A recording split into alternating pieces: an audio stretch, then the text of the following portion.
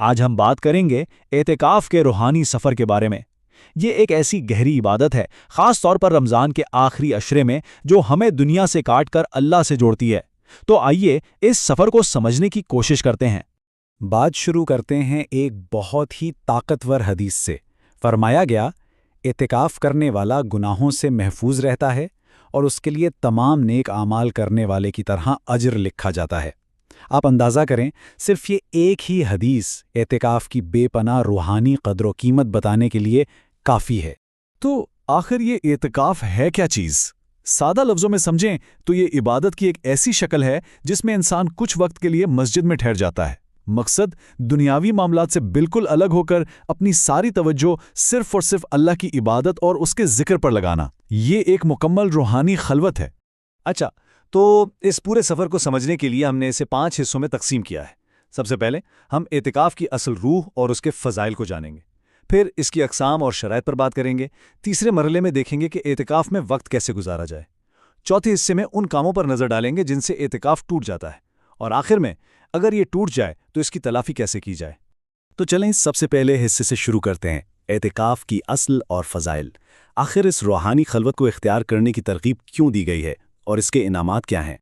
اور جب انعامات کی بات آتی ہے تو وہ واقعی بہت بڑے ہیں۔ احادیث میں آتا ہے کہ اعتکاف کرنے والے کے پچھلے تمام گناہ معاف کر دیے جاتے ہیں۔ اس کے اور جہنم کے درمیان 3 خندقوں کا فاصلہ کر دیا جاتا ہے۔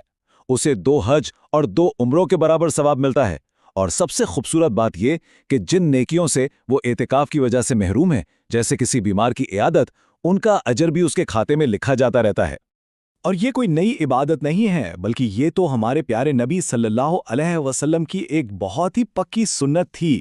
آپ صلی اللہ علیہ وسلم نے وصال فرمانے تک ہر رمضان میں اعتکاف فرمایا، خاص طور پر لیلۃ القدر کی تلاش کے لیے۔ اس سے اس عمل کی اہمیت کا اندازہ لگایا جا سکتا ہے۔ اچھا، یہ تو ہو گئی فضائل کی بات۔ اب آتے ہیں عملی پہلوؤں کی طرف، یعنی اعتکاف کی تیاری کیسے کی جائے، اس کی اقسام اور شرائط کیا ہیں تاکہ یہ روحانی عمل ٹھیک طریقے سے ادا ہو سکے۔ دیکھیں، اعتکاف کی بنیادی طور پر 3 قسمیں ہیں۔ ایک ہے واجب، یہ تب لازم ہوتا ہے جب کوئی اس کی منت یا نذر مان لے۔ دوسری قسم ہے سنت مؤکدہ، یہ رمضان کے آخری 10 دنوں کا اعتکاف ہے۔ اور تیسری قسم ہے نفل، جو آپ کسی بھی وقت، چاہے چند منٹوں کے لیے ہی کیوں نہ ہو، کر سکتے ہیں۔ کسی بھی عبادت کی طرح اعتکاف کے لیے بھی کچھ شرائط ہیں جن کا پورا ہونا ضروری ہے۔ سب سے پہلی اور اہم چیز نیت ہے۔ پھر اعتکاف کرنے والے کا مسلمان اور عاقل ہونا ضروری ہے۔ جسمانی پاکیزگی بھی لازمی ہے۔ مردوں کے لیے مسجد میں بیٹھنا شرط ہے، جبکہ حنفی فقہ کے مطابق خواتین گھر میں نماز کے لیے مخصوص کی گئی جگہ پر اعتکاف کر سکتی ہیں۔ اور ہاں، سنت اور واجب اعتکاف کے لیے روزہ بھی ایک لازمی شرط ہے۔ ٹھیک ہے، تو اب جب کوئی اعتکاف میں بیٹھ گیا تو سوال یہ ہے کہ اسے اپنا وقت گزارنا کیسے چاہیے، اس خلوت کا بہترین استعمال کیسے ہو۔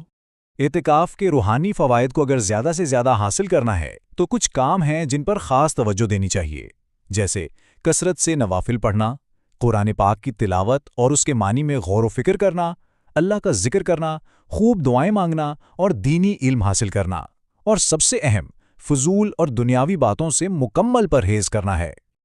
اچھا، ایک بہت اہم سوال جو اکثر پوچھا جاتا ہے وہ مسجد سے باہر نکلنے کے بارے میں ہے۔ اس کے اصول بہت واضح ہیں۔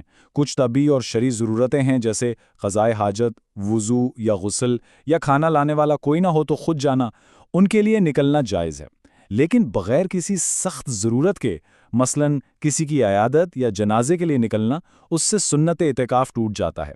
اب ہم بات کریں گے ان چیزوں کی جن سے بہت بچنا ضروری ہے، یعنی وہ کام جو اعتکاف کو توڑ دیتے ہیں، تاکہ ہماری یہ قیمتی عبادت ضائع نہ ہو۔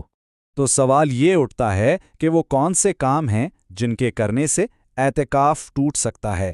یہاں کچھ اہم باتیں ہیں جن کا خیال رکھنا لازمی ہے، جیسے بغیر کسی شرعی عذر کے مسجد سے باہر نکلنا، ازدواجی تعلقات قائم کرنا، سنت یا واجب اعتکاف کا روزہ جان بوجھ کر یا غلطی سے توڑ دینا، خواتین کے لیے مخصوص ایام کا شروع ہو جانا، یا پھر کسی کو زبردستی مسجد سے نکال دیا جائے۔ یہ وہ چیزیں ہیں جو اعتکاف کو باطل کر دیتی ہیں۔ اچھا، اب فرض کریں کہ اگر کسی وجہ سے اعتکاف ٹوٹ جائے تو پھر کیا کرنا چاہیے؟ کیا سب کچھ ختم ہو گیا؟ نہیں، اس کے لیے بھی شریعت میں رہنمائی موجود ہے، جسے قضا کہتے ہیں۔ تو یہاں ایک بہت اہم نقطہ سمجھنے والا ہے۔ اگر سنت اعتکاف یعنی 10 دن والا اعتکاف کسی وجہ سے ٹوٹ جائے تو پورے 10 دن دہرانے کی ضرورت نہیں ہے، صرف جس ایک دن اعتکاف ٹوٹا تھا اس ایک دن کی قضا لازم ہوگی۔ اور اس ایک دن کی قضا کا طریقہ بہت آسان ہے۔ سب سے پہلے قضا کی نیت کریں، پھر سورج غروب ہونے سے پہلے مسجد میں داخل ہو جائیں، اگلے دن کا روزہ رکھیں اور پورے 24 گھنٹے اعتکاف میں رہیں، اور پھر روزے والے دن سورج غروب ہونے کے بعد مسجد سے باہر آ جائیں۔ بس اتنا سا عمل ہے۔ تو آخر میں اگر ہم اعتکاف کے پورے فلسفے کو سمجھیں تو اس کا اصل مقصد دنیا کی بھاگ دوڑ اور خلبشار سے خود کو الگ کر کے اللہ کے ساتھ ایک مضبوط، ایک گہرا تعلق بنانا ہے۔ یہ اپنی روح کو ریچارج کرنے کا ایک بہترین موقع ہے۔ اور یہ ساری گفتگو ہمیں ایک گہرے سوال پر چھوڑ جاتی ہے کہ روحانی خلوت کے لیے وقت نکالنا، چاہے وہ تھوڑا ہی کیوں نہ ہو، ہماری روزمرہ کی زندگی کو دیکھنے کا انداز کیسے بدل سکتا ہے۔ اس پر ضرور سوچیے گا۔